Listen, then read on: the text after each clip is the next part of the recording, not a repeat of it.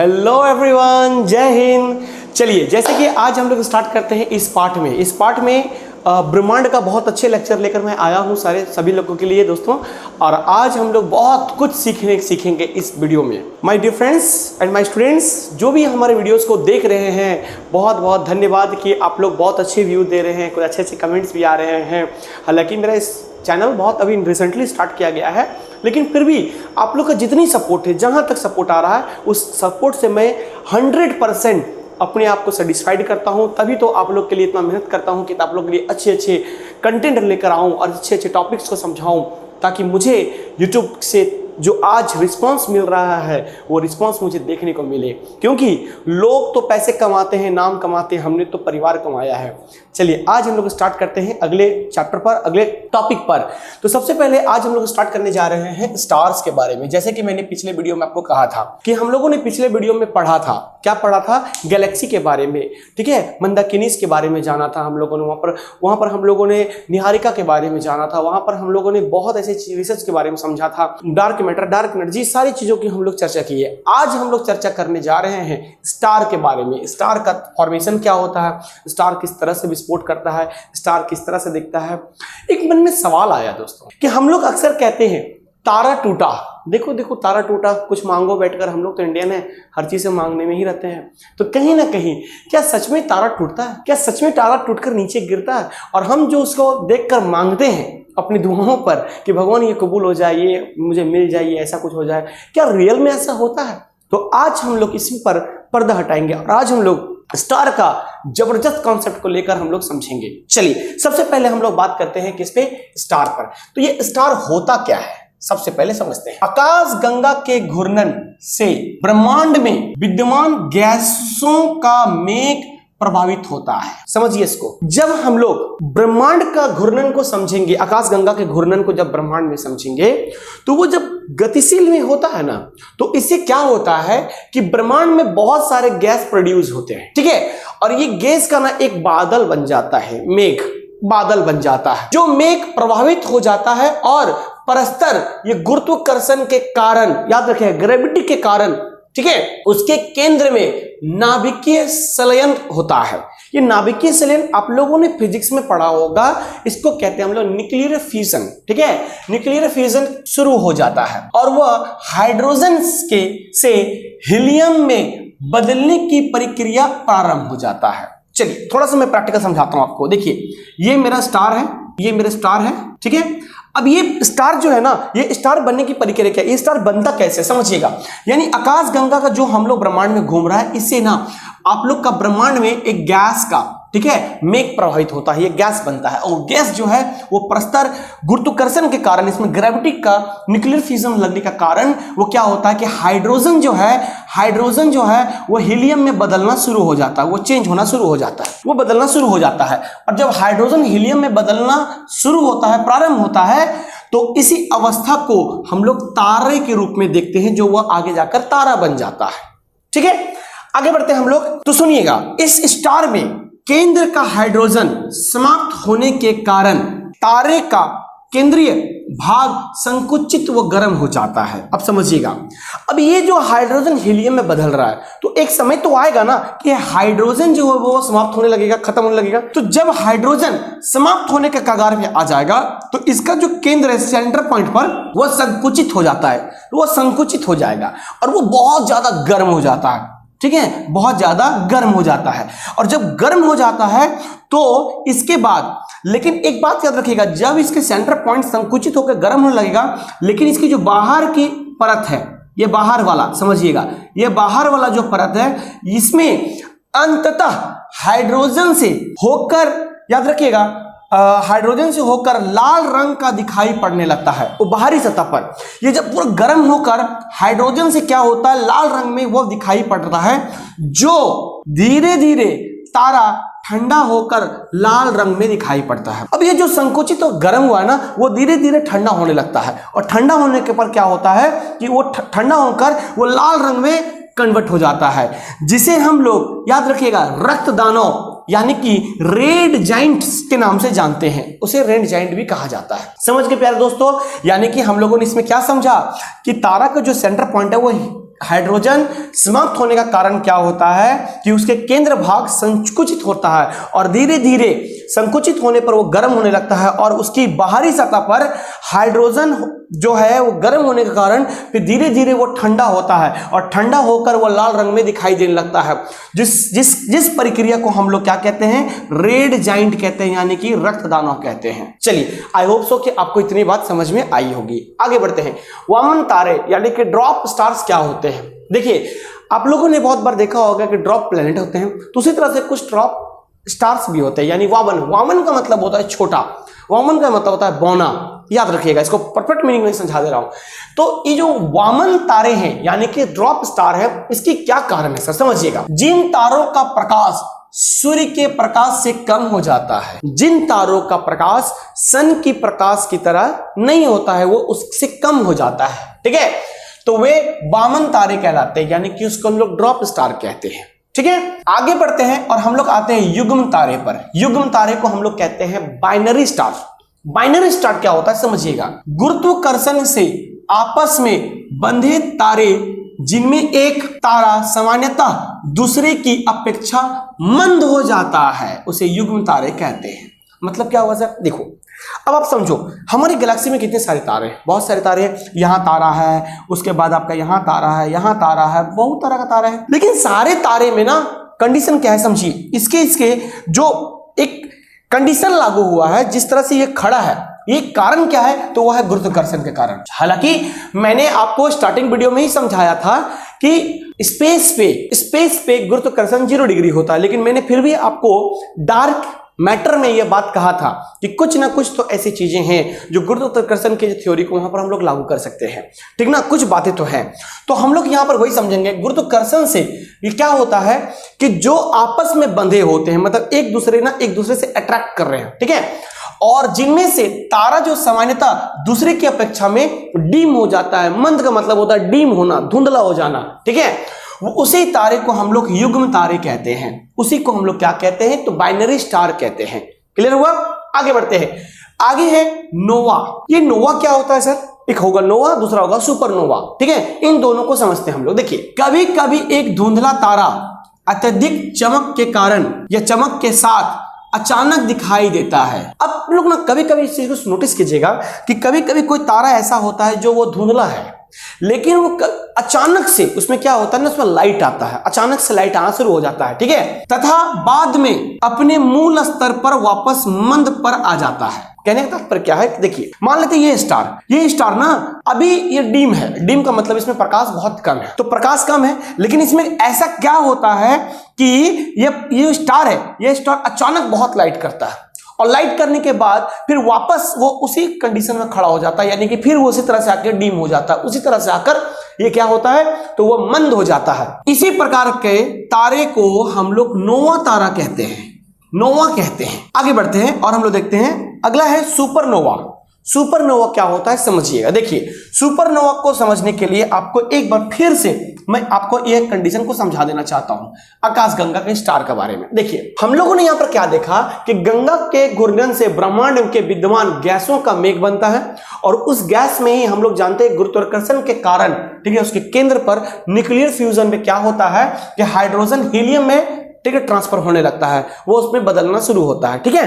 अब सुनिएगा, जब हीलियम कार्बन में और कार्बन भारी पदार्थ में परिवर्तित होने लगता है, यानी कि पहला क्या हुआ था, हाइड्रोजन हीलियम में बदला, और धीरे धीरे हीलियम बदलकर किस में बन गया, कार्बन पे। याद रखिएगा, कार्बन पे। तो जब हीलियम कार्बन में, और कार्बन भी एक स्टेज तक नहीं रुकेगा, कार्बन भी धीरे धीरे कुछ पदार्थों में बदलने लगेगा। वो पदार्थ एक प्रकार का आप लोहा मान लो, लोहा टाइप्स, ठीक है, वह परिवर्तित होने लगता है। इसके फलस्वरूप तारे में तीव्र विस्फोट होता है, और जब कंडीशन लागू होता है ना, ये बाद में जाकर क्या होता है, विस्फोट हो जाता है, यानी कि वो ब्लास्ट कर जाता है, ठीक है।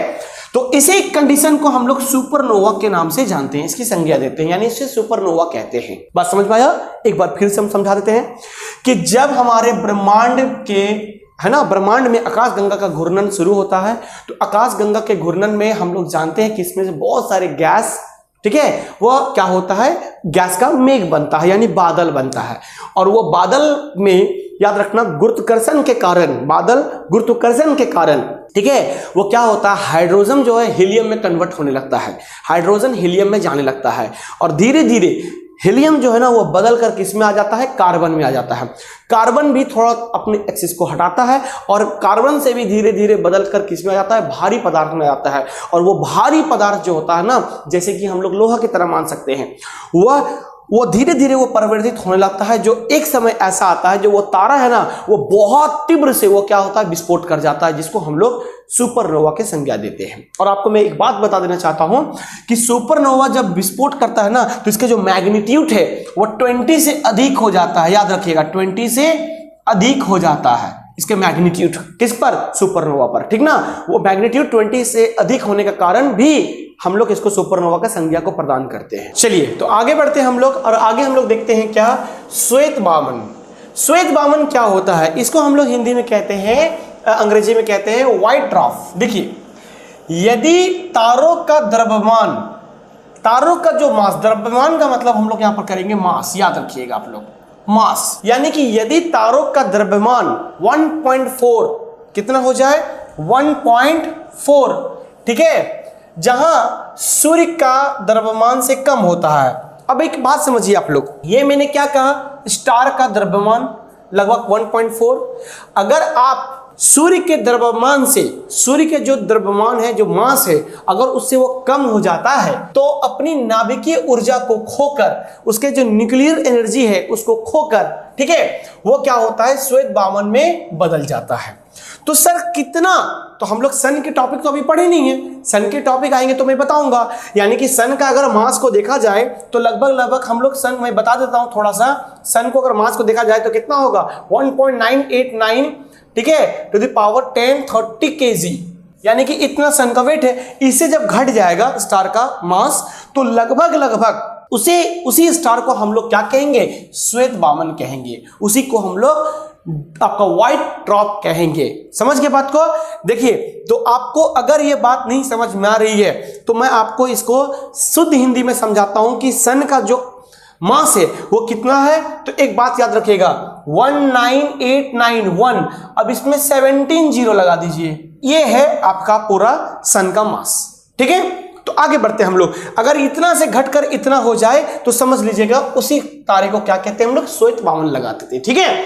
चलिए आगे बढ़ते हैं। श्वेत वामन यानी कि व्हाइट ड्वार्फ को जो है ना, कभी कभी हम लोग याद रखिएगा उसको जीवाश्म तारा भी कहते हैं। जीवाश्म, ये कोई नया वर्ड नहीं है जीवाश्म, इसको मैंने आपके हिस्ट्री की क्लास में भी समझाया था। याद कीजिए, चार्ल्स डार्विन ने एक किताब लिखा था, उस किताब का नाम था द ओरिजिन ऑफ स्पीसीज। याद आया? तो ओरिजिन ऑफ स्पीसीज में मैंने आपको बताया था कि वहां पर कुछ मनुष्य के अवशेष मिले थे जिसे जीवाश्म कहते हैं, फॉसिल, तो उसी को कहते हैं हम लोग फॉसिल स्टार। समझ के बात को? यानी कि जीवाश्म कोई नया वर्ड नहीं है, इसको आप लोग ऑलरेडी हिस्ट्री में पढ़ चुके हैं, लेकिन मैं आपको यहां पर पूरा याद करवा देना चाहता हूं ताकि आपकी नॉलेज इंक्रीज कर जाए, ठीक है। तो फॉसिल स्टार भी कहा जाता है किसको, श्वेत वामन को। श्वेत वामन को हम लोग क्या करते हैं, इसको हम लोग फॉसिल स्टार भी मानते हैं। आगे बढ़ते हैं, इसके बाद आता है काला वामन।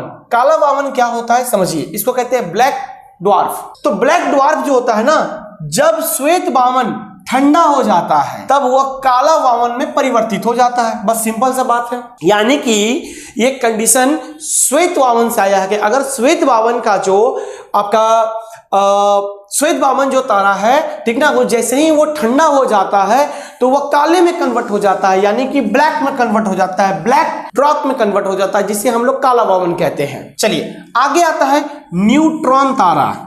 न्यूट्रॉन तारा क्या होता है जानिएगा।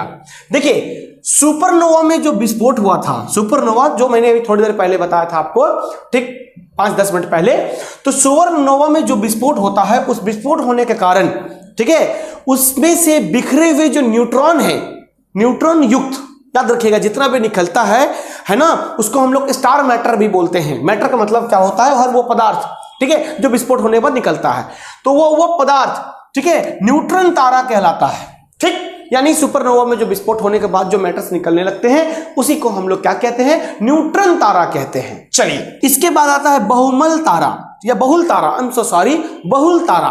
बहुल तारा को हम लोग मल्टीपल स्टार कहते हैं। ये क्या होता है सर समझिएगा, 2 से अधिक तारों को निकाय बहुबल तारा कहते हैं। यानी निकाय का मतलब होता है बॉडी, याद रखिएगा। मल्टीपल स्टार्स के बॉडी बनते हैं जो 2 से अधिक हो जाते हैं, ठीक है। 2 से अधिक तारों को क्या कहते हैं हम लोग? निकाय बहुल तारा।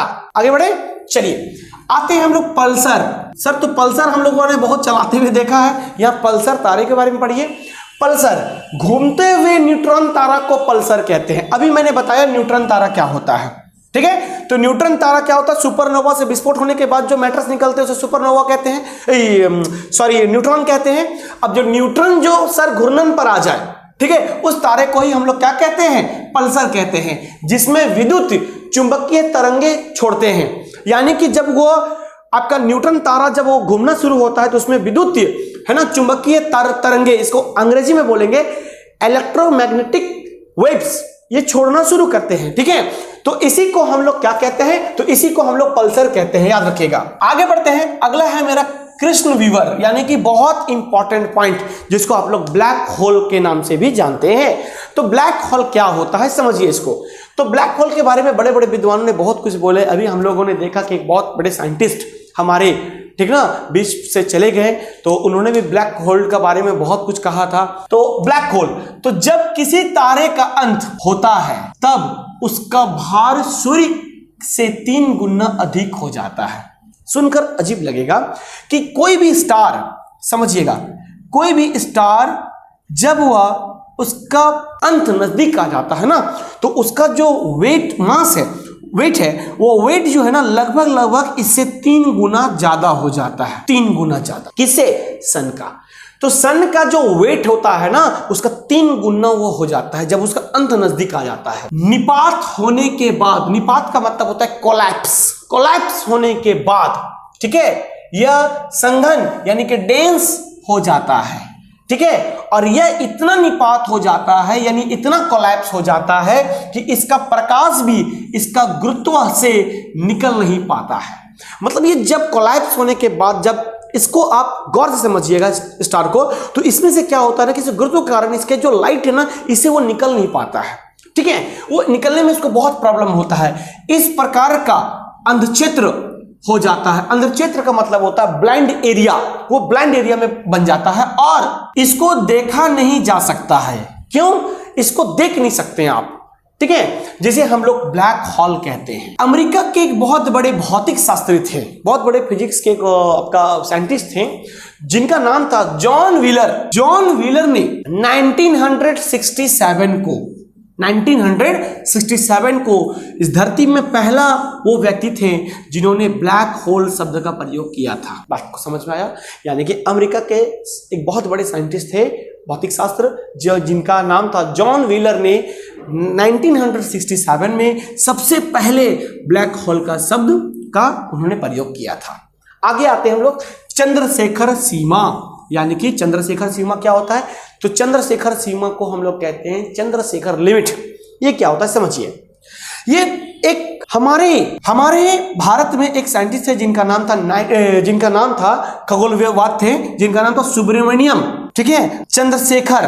वो 1930 को एक प्रतिपादन दिए, एक आप उन्होंने थ्योरी प्रेजेंट किया। क्या किया सुनिए। चंद्रशेखर सीमा में उनके हिसाब से देखा जाए तो जितनी भी तारे हैं, तारे में सबसे पहले आएंगे व्हाइट टॉप स्टार, उसके अधिकतम से, उसकी सीमा से अधिक द्रव्यमान वाले तारे न्यूट्रॉन होते हैं, न्यूट्रॉन तारे होते हैं या फिर ब्लैक होल तारे होते हैं, ठीक है। उसको उसी में माना जाता है। जो वर्तमान समय में चंद्रशेखर जी का मान्य स्तर लगभग 1.9 मतलब 2.765 मल्टीप्लाई बाय 10⁻30 किलोमीटर का है। बात समझ में आया? इसको हम लोग चंद्रशेखर सीमा कहते हैं। चलिए अब आगे हम लोग बढ़ते हैं, ठीक है। और हम लोग देखते हैं क्या कि आज हम लोग लगभग पूरा का पूरा स्टार्स को कंप्लीट करने का कोशिश करा, और आई होप सो कि आप लोगों ने इसको देखा, बहुत अच्छा से सीखा होगा। अपने घर में नोट्स को रेडी कीजिए। अब अगले हम लोग आएंगे, उसमें हम लोग सौरमंडल के बारे में पढ़ेंगे। बहुत अच्छी वीडियो होगी, और इसी के बीच हम लोग कोशिश करेंगे कि कुछ दिनों के बाद आप लोग को हिस्ट्री का भी अगला चैप्टर का हम आपको वीडियो अपलोड कर दें। हिस्ट्री का जो अगला चैप्टर होगा वो होगा स्टोन एज। तो स्टोन एज के बारे में मुझे बहुत कुछ बताना है, तो उसके बारे में भी हम लोग चर्चा करेंगे। तब तक के लिए आज के लिए हम लोग यहीं पर रखते हैं। बाय बाय, शुक्रिया, थैंक यू। और इसी तरह से प्यार देते रहिएगा, लाइक एंड सब्सक्राइब करते रहिएगा, मुझे भी बहुत अच्छा लगता है। जय हिंद।